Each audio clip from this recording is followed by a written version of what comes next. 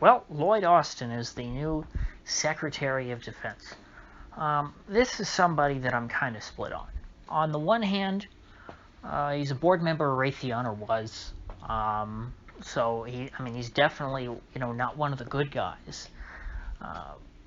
Not that you could ever expect a good guy to be appointed Secretary of Defense in all the years since the position of Secretary of Defense has existed. I can't think of offhand any one of them that I would consider to be one of the good guys. The Secretary of Defense is the captain of the military-industrial complex ship, or at least, he's the captain as far as the public's concerned. The Secretary of Defense is always somebody who ends up being beholden, to the corporate interests like Raytheon, where this guy was on the board. And I guess his concession that he made as far as Raytheon's concerned is that he's saying, well, I'll recuse myself from any decisions regarding Raytheon for the next 4 years. But that's his way of saying, well, I won't be the one to sign off on the contracts. I'll delegate to my subordinates to give Raytheon lots of contracts, which is, it's kind of absurd. It's like as if we're talking about the difference between, okay, are we going to buy the bombs from Raytheon or from one of Raytheon's competitors? It's pretty clear. If you want to help out your buddies at Raytheon, what you'll do is you'll create situations as the Secretary of Defense that necessitate buying more products from Raytheon. Sure, your subordinate will be the one signing off on the contract for them, but you, as the Secretary of Defense, have more power than anyone else, including your subordinate, to enrich Raytheon. If you had a Secretary of Defense who chose to, or who sort of oversaw a policy of bringing troops home and of sort of scaling down our military, even if that person recused themselves from any decision regarding Raytheon, they would greatly impoverish Raytheon, because Raytheon would lose, their biggest contractor. Instead of the U.S. buying lots of, bombs from Raytheon and expanding their stockpile of munitions, if that was contracting, Raytheon would be in trouble. Likewise, if the U.S. is doing a lot of things that necessitate buying bombs that Raytheon produces, even if the Secretary of Defense isn't specifically saying, yeah, we got to make sure we give lots of contracts to Raytheon in particular, we all know that those contracts are going to go to them anyway. So his recusal is a pretty empty pledge as far as I'm concerned. Now, with that said,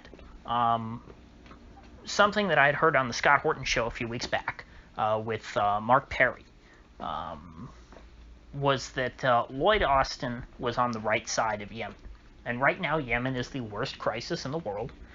It is a horrible genocide. It's been enabled first by the Obama administration and then by the Trump administration.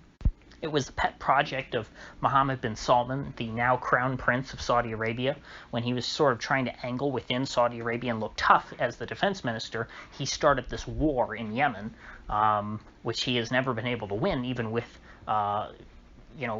extensive U.S. support, which goes understated in the media. But without the U.S.'s support, there would be no Saudi war in Yemen. And so because of that, the U.S. is responsible for the hundreds of thousands of deaths in Yemen. Who knows? Perhaps at this point it's all the way up to 1 million. Perhaps Yemen now is as bad as Iraq was. Maybe we can blame Bush for 1 million dead Iraqis and blame Obama and Trump for 1 million dead Yemenis. Well, one person who we can't give as much blame to is Lloyd Austin, because Lloyd Austin, when he was the head of CENTCOM, was apparently not a fan of trying to turn against the Houthis, because he had been working with the Houthis. They had been sharing intelligence, and because the Houthis are big enemies of Al-Qaeda. When Obama decided to back Saudi Arabia against the Houthis in Yemen, what that meant was not only, total war on the poorest country in the Middle East, which is saying something. It also meant siding with Al-Qaeda. The Obama administration did a good job of that in multiple countries, Syria and Yemen, and in other places, I'm sure. And you would think that Donald Trump, this would have been something that he really honed in on. I mean, he certainly did it with ISIS, by saying Barack Obama invented ISIS. It wasn't that. It was a pretty true statement. And I have to give Trump credit. He defunded ISIS. But, what is ISIS if not Al-Qaeda by just a new name? It's the same people. And so he stopped, backing ISIS in Syria and Iraq. Or, Al-Qaeda in Syria and Iraq. But he kept backing Al-Qaeda in Yemen. Why? Because his good friends, the Saudis, were supposedly saying, oh, these are the good guys. Well, it's still Al-Qaeda. And, let's not pretend like the reason why Lloyd Austin opposes this is just because, he's such a big enemy of Al-Qaeda. That's not it. Lloyd Austin doesn't give a damn about that. What Lloyd Austin said was, hey, it's not good to backstab your enemies, or your allies. You can't just do a full 180 like that. When we were, totally aligned with the Houthis, and then we went to being a total war with them and all of the people who lived under their rule. That's just not a good way to keep allies. And that's a sensible position.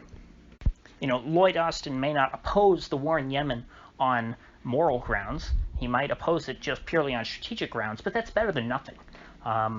And something that I discussed this once in a video back before the election, that Kamala was one of the senators who signed on to some of that anti-Yemen stuff. She wasn't, I don't think, one of the leaders. I mean, to me, the leaders of the anti-Yemen war stuff was Bernie Sanders and Mike Lee. But Kamala was there too. And so I had some hope that perhaps with them in office, they would extricate themselves from the Yemen situation. And Lloyd Austin being put in there seems to be a pretty good indication that the U.S. will extricate itself from Yemen. And also Blinken, who I believe is going to be the new Secretary of Defense or Secretary of State, at the very least also said that the Biden administration is going to get out of Yemen. So this is a silver lining of the new administration.